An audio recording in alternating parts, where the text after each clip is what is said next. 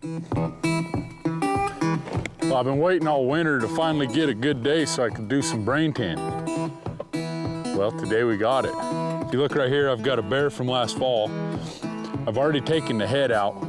I'm gonna show you how to brain tan this, leaving the hair on. Now in the past, I've done it brain tanning where you slough the hair off at both sides, make sure it's nice and clean, and done buckskin. Well, this is gonna be brain tanned with hair on. It's really good to know for any kind of hides you want, whether it's just a pelt, coyote, beaver, a bear hide like this. It's nice to know for all of them. Okay, the first thing you gotta do is cut the pad completely out. So I'll cut down here. Just because Laramy's cutting it off don't mean it ain't gonna get used. There's a lot of uses for the hand part of the pad.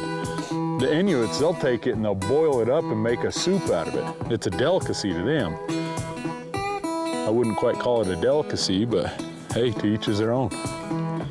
If you was of a mind to, you could call this finger food. Well, what do you think of that backdrop behind me? Yeah, it's calling my name too. You know, the mountain man, they had to come out of the high country every winter as well. You just physically, you can't stay in there all winter. I mean, it's some rough, rugged area, deep snow, winds, cold. The mountain men, they used to come down and they'd go to rendezvous, or they'd have a cabin down in a valley somewhere or something like that, and that's where they would stay the winter. You might be able to stay in there for periods at a time, but, well, it ain't gonna be very long. And I'll be right back up there. And when he's back on the mountain, Laramy needs to make sure he's got some hard bark on his back and his legs, and that's gonna be one of his tasks this spring. Okay, so what I'm gonna do now is I'm gonna pull all this fat and meat off this hide with a knife. I'm gonna flesh it and get it down. You can see where you can kind of see those hair follicles. That's where I want to get it down to. I want to get this whole hide down to almost that. That way it soaks up that brain really good. I'll take the brain and I'll mash it up and I'll just work it into this hide.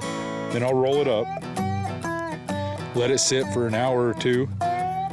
Then I'll work it again. I'll apply more brain, and I don't want to smoke it because it's still got the hair on. I don't want to risk that hair dying or, you know, those follicles coming loose to where it starts shedding and falling out. So it'll be done once I get the brain tan process finished. Flushing out a bear hide or getting all that membrane and meat off the face.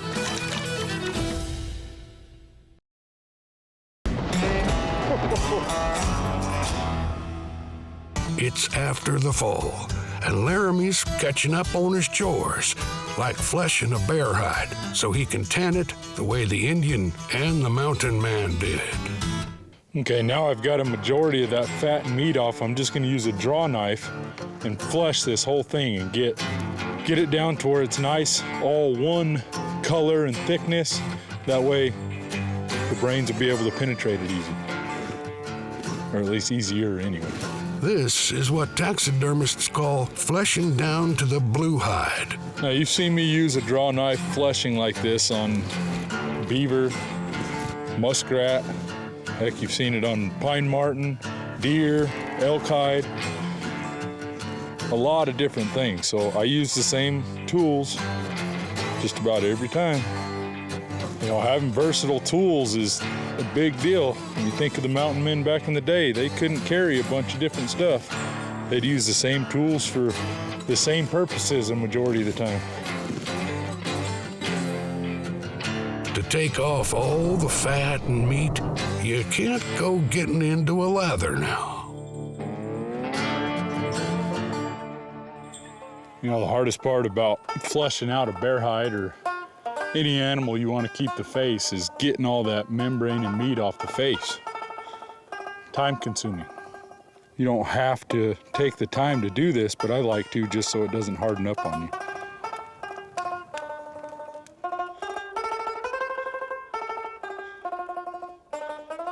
Okay, I've pretty much got a majority of the fat and membrane and everything off this hide, I want to go wash it really good before I take it any further. And then I'm going to lay it just like this, let it dry, and I'm going to take sandpaper and I'm just going to rough all this up. And what that'll do is that'll help me get that off to where that brain can penetrate this hide a little better. And plus it'll take off all these little spots that are still left. I'm just going to use this horse trough. It's already full of water and good to go.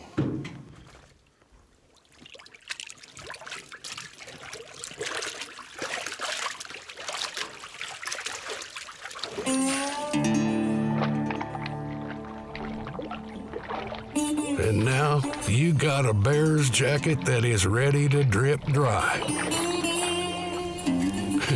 No ironing necessary, of course.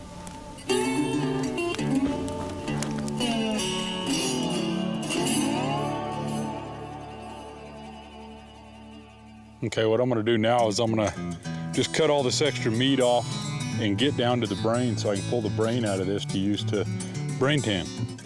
It's a crazy thing to think that the Native Americans figured out that from the brain of an animal, you can tan a hide. And supposedly every animal has enough brain to tan its own hide. Crazy to me. I mean, I don't think I would ever tried putting brains on a hide. Indians have been doing it for centuries, though, and it's the natural oils in the brain that bring about the tanning.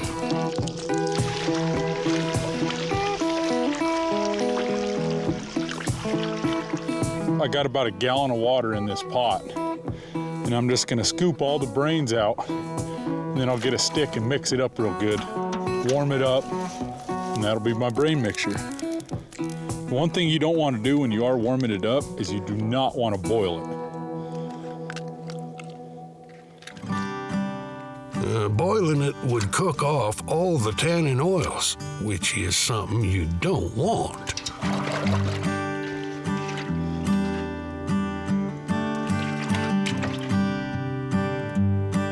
Before you go cooking your brains, let Laramy remind you again. And the one thing you want to remember is you don't want to get this hot enough to boil, because then it'll cook your brain and it takes all those oil properties away and it won't work on your hide. So you want it to get warm enough, you know, lukewarm, maybe a little warmer, to where your hand can still stay in there comfortably before you take it out.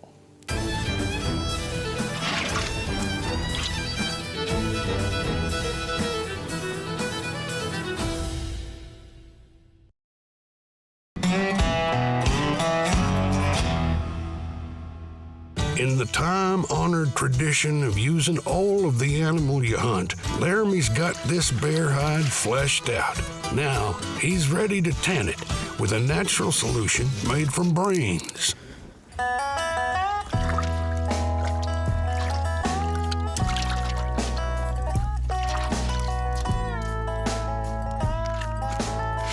So what I'm gonna do now is I'm just gonna take this really coarse sandpaper and I'm gonna run it over this whole hide. So it roughs up the fibers and makes it to where it'll be a lot easier to penetrate these fibers with that brain.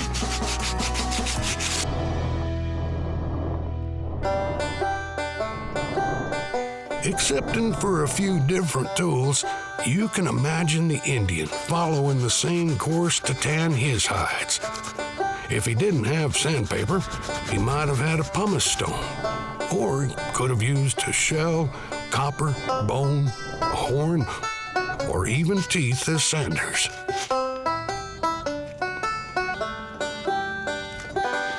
Well, as you can tell, the sun's moving behind me, the wind's picking up. It just goes to show you how long it actually takes to do this. My brains are just about ready, so I'm gonna lay this on the ground flat so I can smooth the brains out all across the hide.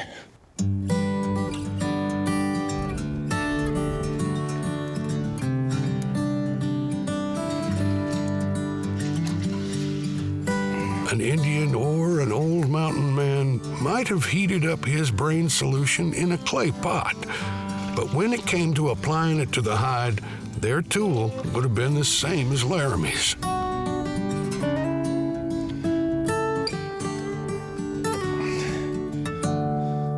Well, there you go. The one thing I want to make sure to do with this is don't set it in the sun or somewhere where it's going to dry out.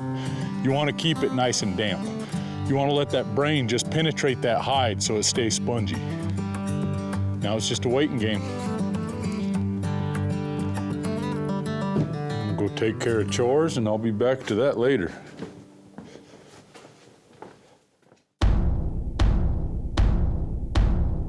There's no end to the work that goes into tending four-legged critters. One chore involves Laramy keeping up his training of this young horse.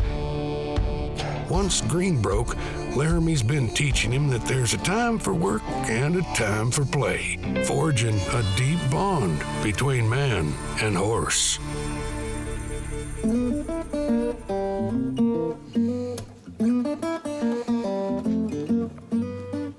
Well, what I'm doing today is my little boy, his pants are starting to wear out, so about time to make him another pair of buckskin pants. You can see right here, I've got half of a pattern already sketched out. I'm just gonna sketch out the other half, and then I'll just put them together, sew them.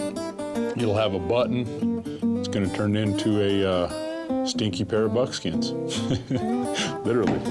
A little turd will run around and wear them out faster than I do.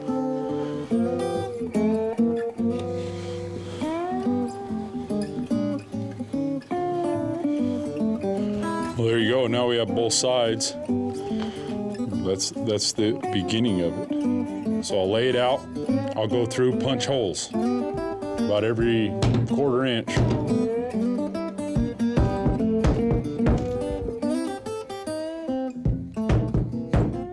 Okay, so now I've got all the holes punched. I'm just gonna thread this leather through. I'll knot it on both ends and make sure it's snug but not too tight, and that's called a buck stitch.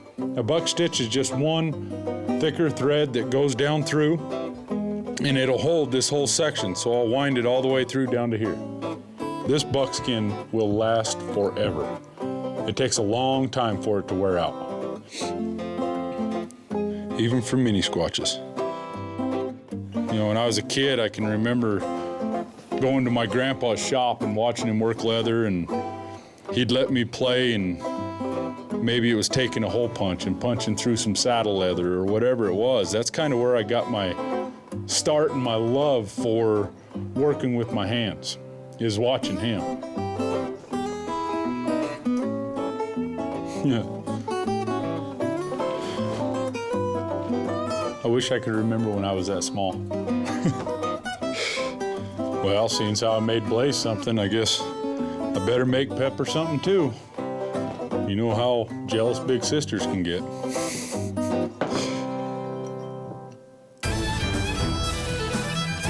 The nice thing about this with hair on, you don't have to work it quite as much.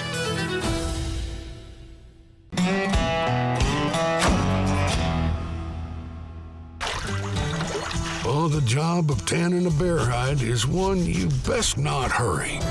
And while waiting on one hide, you can make some buckskin breeches for the young heir apparent to the house of Sasquatch.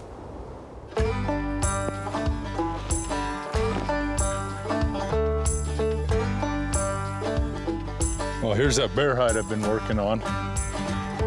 I'm gonna unroll it, lay it on the ground, work it with my hands and let it dry.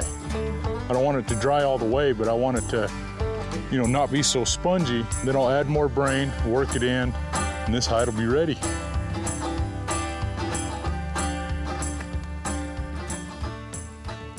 The nice thing about this with hair on, you don't have to work it quite as much. You know, it's kind of crazy for me to think that every primitive culture on every continent, from China to Africa, figured out how to tan hides. They used different substances. Some of them used oily bases, fatty substances. Others used yucca plants. Of course, you got a lot of the Native Americans use brain. They all knew how to soften a hide to be able to make it pliable to wear. It amazes me that they went through the trial and error process to figure that out. You know, this hide is working really well. It's soaking up all that brain. It's starting to dry, but it's still really soft and pliable. I'm impressed, it's looking good. I'm gonna let it dry some more, put some more brain on it, and keep the process up, because you can never have enough brain. The more brains you put on it, the better. It'll just be softer and more pliable, and that's what you want.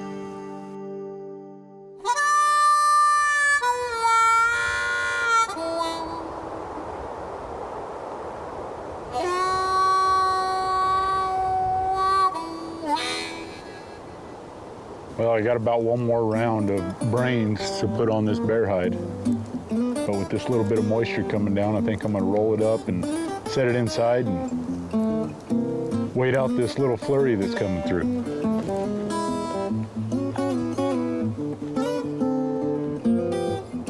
If you're gonna live here, whether it's on the summits or in their shade, you best learn to love storms, clouds, and tireless winds.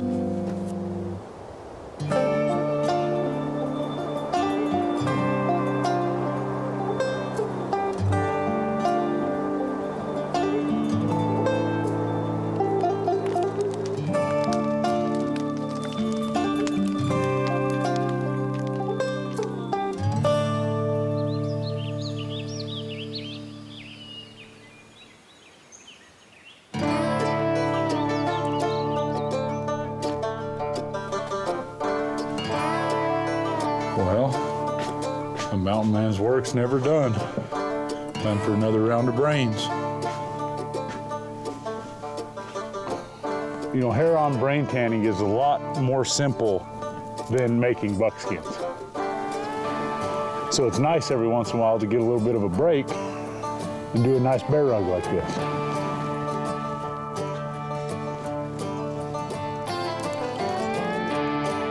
And the one thing about a brain tan hide is it's way stronger than any chemical tanned hide. It'll last twice as long. It's stretchy, it's pliable. It's kind of an amazing phenomenon.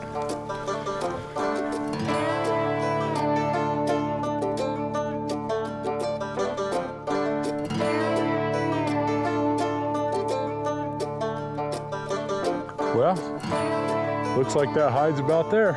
I'm gonna roll it up and be good to go.